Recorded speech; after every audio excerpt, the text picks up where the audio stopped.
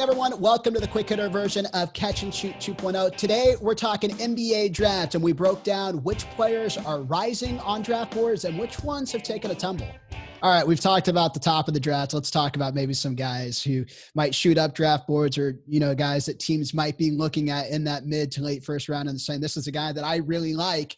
If he's there, that's my guy. Let's take a look at some of the guys who have really shot up draft boards. Who are you looking at so far, Daniel? I mean, the guy that I see the most shooting up the boards is Patrick Williams, who from Florida State, one of those guys who was sort of buried in a super talented roster this past season. But yeah, I'm not sure I see it personally. I mean, like, he's a great athlete. He has this really sort of polished mid-range game for a guy who doesn't seem like he's very raw, but the mid-range is there. I mean, I see a lot of people comparing him athletically to Jaylen Brown. Like, I don't think he's the player Jaylen Brown is, but the athletic profile is similar in that sense. He's really strong.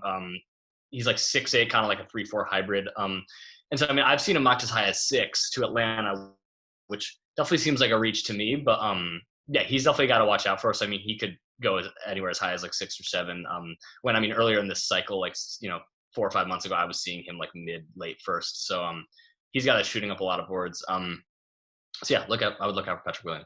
What about Kira Lewis? I've been hearing people saying some good things. Like, what's the story on him? Yeah, Kira Lewis. I mean, from point guard from Alabama. He's a sophomore, but he's only 19, so he's got like that freshman age that everyone is looking for. I like Kira Lewis a lot. I mean, he's only 165, which is like the knock on him, but he looks bigger than that on tape to me. And he doesn't have that jaw frame that doesn't look like he can hold any muscle. Like, I think he could fill out really nicely, and he's really fast. He's really aggressive. He really looks to me like a bigger Colin Sexton, and not just because they both played for Alabama and have similar hair, but because he really his game reminds me, he's really fast in the open court, real nose for the basket. And he could shoot too. He was like almost 50, 40, 90, I think. I could be wrong on that, but the splits were really good too. So he's a guy to definitely look out for rising up boards. I could see him going as high as maybe like 7 or 8, Knicks, Pistons, those teams that need point guards.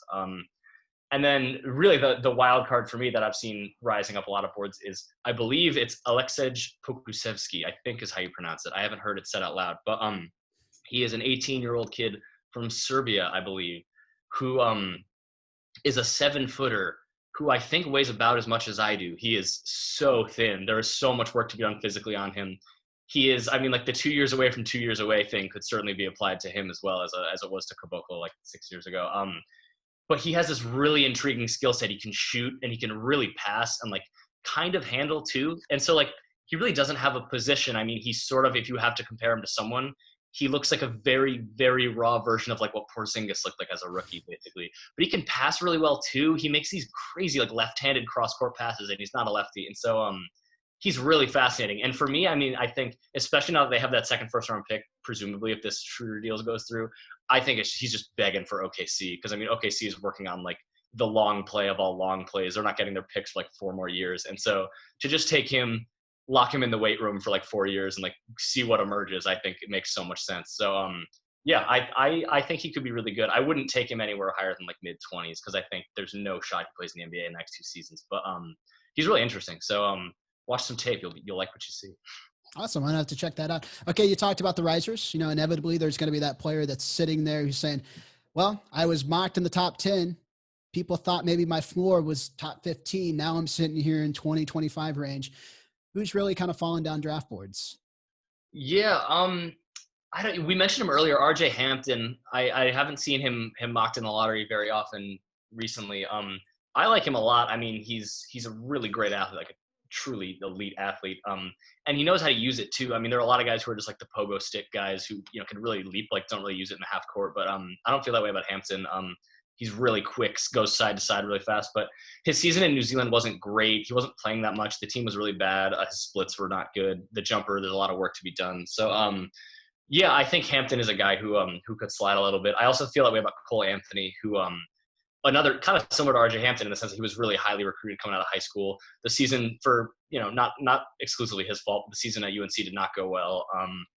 And yeah, there's so many, not only there's so many point guards in this draft, but there are also just so many point guards. Like, how many teams need a starting point guard right now? There's like 3 of them, I feel like. And so there's more guards, like point guards in this draft than point guards, like starting slots in the league. And so like, for me, I don't see Cole Anthony as a starting point guard anyways. I mean, I see him as more of like a Lou Williams, kind of like a spark plug. And so like I could see Philly taking him. I think they're the 19th pick. I could see him in Boston at 14, maybe as the highest. I would see him going. Just people who need bench production, because I do think he could come in and score pretty immediately. But yeah, I've seen him slipping a little bit too.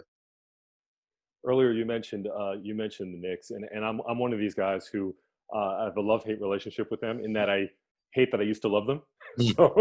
So I was wondering who you think the Knicks might wind up with. Sure. I mean, I've seen a lot of stuff tying them to Obi Toppin at 8, who I think I'm really high on him. So I think 8 would be a great spot for him to go, like great value for him.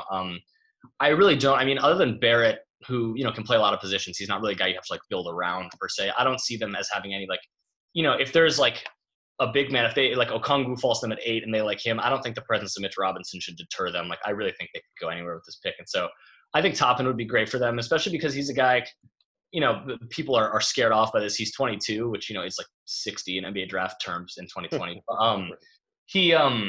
He's a guy who's going to step in and contribute. Like, he's not a project. He's not a guy who there's a lot of questions about. It's pretty clear what you're getting with him. And so I think he's a guy the Knicks could end up with. I also really like Kyra Lewis for them at 8. I think I just see him as a starting point guard in the league. And so, I mean, like, the Knicks have obviously a lot of needs. That's kind of sort of the usual situation out there. But yeah, I think Kyra Lewis could step in. I would look at Halliburton too for them at 8. Yeah, I mean, I would look for them to go for a guard, but I think if Toppin is there, that's good value as well. So there's really, it should be best player available. There's really no wrong answer if you're the Knicks. You just need competent guys, please. So, I mean, yeah, I don't know. You're just crushing Otto right there. Just saying you need a competent guy. He right keeps there. wanting some glimmer of hope, and nobody's giving it to him. It's all. I've moved on. It's all so good though. All right, Daniel, I have to ask you. He got his next question, and I have to get my Kansas basketball question. There's two guys projected in the second round. It's going to end up probably being middle second round. Udoka Azubuike, who was a big part of that Kansas team, who was the number 1 team heading into what would have been the NCAA tournament this year. They were led by their point guard and Devon Dodson. 2 completely different, you mentioned point guards. Devon's never been much of a shooter, but how good of a value is a young player who is a sophomore coming out of college, Devon Dodson, in the second round? Yeah, I mean, I think Dodson is pretty good. I like him in the open court. He's fast. He's aggressive. He's a good finisher inside. So like, he can do some things. I don't know. It's really, there are so many that there's like between Cassius Winston, Grant Riller, Dotson, Malachi Flynn. Like, there are so many of those, like Peyton Pritchard, like really successful college point guards. And so like differentiating between those is tricky. I think out of that group, Winston would definitely be my favorite. But I mean, the line I feel like in the second round is like, can this guy make our team even like marginally better? If you get a guy in the second round who is on your roster and plays minutes, that's a win. And so like, I think Dotson could do that. So Azubuike, I mean, like, he could be like a JaVale McGee, I think, which like JaVale McGee kind of helped the Lakers, sort of. So like, JaVale McGee's helped a lot of teams over the years. Yeah, I mean, like, he's just been that floater, right? Like, yeah, I mean, he's he plays hard. There has been some, like the conditioning has sort of come and gone. But like, he did look a lot better this season, as we talked about before the pod. So yeah, I mean, he's aggressive. He could certainly, if nothing else, I mean, he can help a team win regular season games, which like I think we forget. I mean, that's important too. It's not just about who's in your crunch time rotation in the semifinals. So like, I think both those guys, I mean, there are worse places to go in the second round. I think they could help teams. So yeah, rock chalk. So let's talk about a little bit about a team that is not it's not scheduled to have a pick, but is one of those teams we keep talking about late in the season, the Houston Rockets. So they've got an interesting situation. How do you think? I said, do we have to? Well, yes. So how do you? I'm going to make you. How do you see that playing itself out? I mean, this is not a team that clearly has not gotten to the promised land with the roster that they have. Yeah. So. I mean, yeah, I'm not gonna like pose as if I have any breaking intel on the situation there. I have seen, I've had several people text me today asking about how I feel about Harden in Brooklyn. that just makes my brain hurt. Like, honestly, I've said to everyone, I don't even want to exert the energy necessary to even think about that until it becomes until you can't avoid it. I did see Woj tweet that the two teams have not talked. So, I mean, and if that deal does happen, that's going to be a long, arduous Anthony Davis-esque process that won't happen by the end of the week or anything like that. So, I don't know. I mean, I don't know if there's a team in the league I'd less want to be than Houston right now, honestly, because it's very clear it's just not a championship team, and that team isn't getting better. So and you have Westbrook, you overpaid for him, and now he's the contract isn't going away. I don't know. I don't know what to say. I mean, this is another one of those instances where I'm glad I'm not a GM. It's just that's a tough problem, and I'm glad it's not mine. I don't know. Right. Yeah, that's all I really have to say. Yeah, I could just think about this for a second. So Harden to Brooklyn. I mean, I agree with. I mean, yeah, my head is hurting too. Right, I'm just trying to mull that over. What the heck that would look like. I don't know. I mean, I think if you want to, get into it briefly. I mean, KD can play with anybody. We've seen that in Golden State. He can, he has such a complementary skill set anywhere he goes. I mean, in terms of, Harden and Kyrie, I don't know.